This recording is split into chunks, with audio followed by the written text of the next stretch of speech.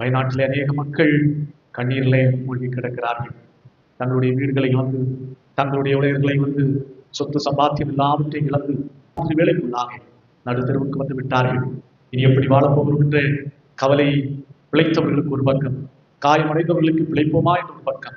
விதமாய் காயத்தோடு மற்றபடி காயம் இல்லாமலும் பிழைத்தவர்கள் தங்களுடைய வீடுகளை இழந்து கண்ணீர் பள்ளத்தாக்கிலே போய் கொண்டிருக்கிறார்கள்.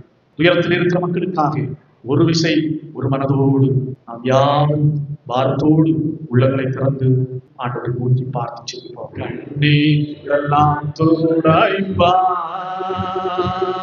கண்மணி போல் காப்பா, கார்மேகம் போல் கஷ்டங்கள் வந்தாலும் கருத்துடன் உன்னை காத்திடுவார். இயேசு